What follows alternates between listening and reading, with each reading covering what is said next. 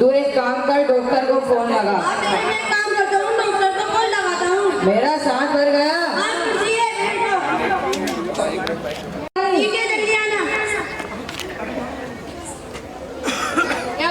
क्या हुआ इसको?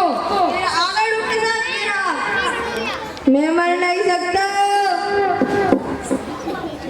लगता है इसकी बीपी हाई हो गई है।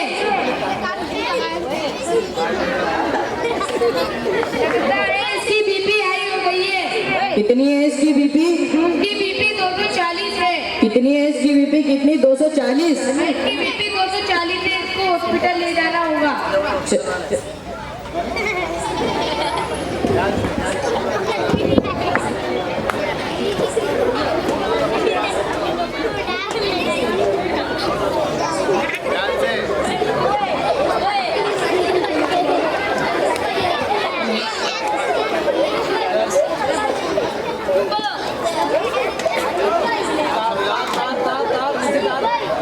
अब देख इसकी हालत में, इसीलिए तुझे मोबाइल नहीं देता।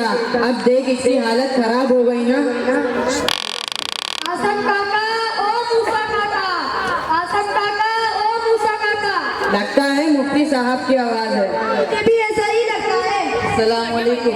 वालेकुम अस्सलाम इमाम साहब। बड़े मियाँ आपकी तबीयत कैसी है? तबीयत तो बस नरम गरम रहती है। बड़े मियाँ आपको लड़का तो एक तो मस्जिद में नहीं दिख रहे और मशवरे में नहीं दिख रहे, आखिर बात क्या है? अरे इमाम साहब, अब मैं आपको क्या बताऊं, वो मोबाइल है ना, उसमें पबजी गेम है ना, उसका दोस्त यहाँ बैठकर पबजी खेल रहा था, उसकी हालत खराब हो गई। अब उसे अस्पताल लेके गए हैं। इसका दोस्त अगर कहाँ पर है? इसके दोस्त का घर वहाँ गली में ही है। चलो वहाँ चलते हैं। ये रहा वो। ओ पबजी इधर आ। सलाम अलैकुम। वालेकुम अस्सलाम इमाम साहब। बेटे तू कई दिनों से मस्जिद में नहीं दिख रहे हो, मदरसे में नहीं दिख रहे हो, आपने वक्त कहाँ गुजारते हो? अरे इमाम साहब, मैं आपको क्या बताऊं, मैं सुबह पढ़ने आता हूँ, दोपहर को पढ़ने आता हूँ, शाम को ट्यूशन जाता हूँ, खा पी कर सो जाता हूँ। ओ झूठे।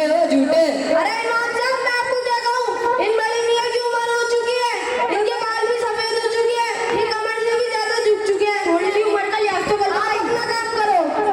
देखो, मैं आपको मोबाइल के नुकसान बताना चाहता हूँ।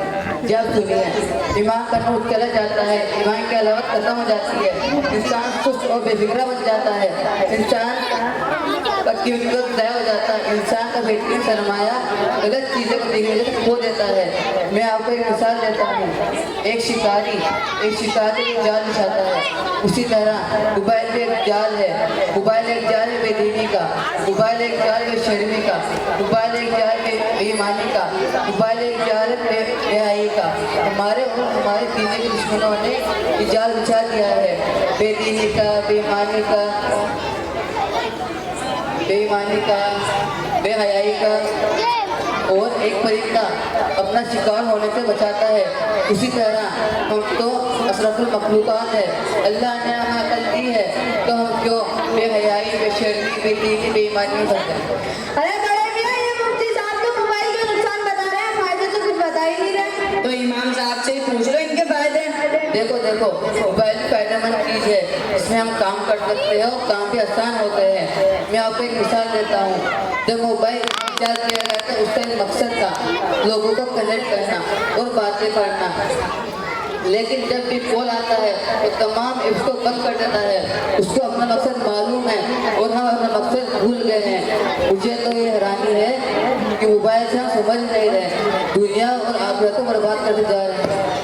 ठीक है आपने इमाम साहब, मैं आपकी बात समझ गया हूँ। मैं आज से ही पढ़ने जाऊँगा और हाफिज कुरान बनूंगा, अपने माँ बाप का नाम रोशन करूँगा। ठीक है, सलाम अलैकुम। वालेकुम अस्सलाम इमाम साहब।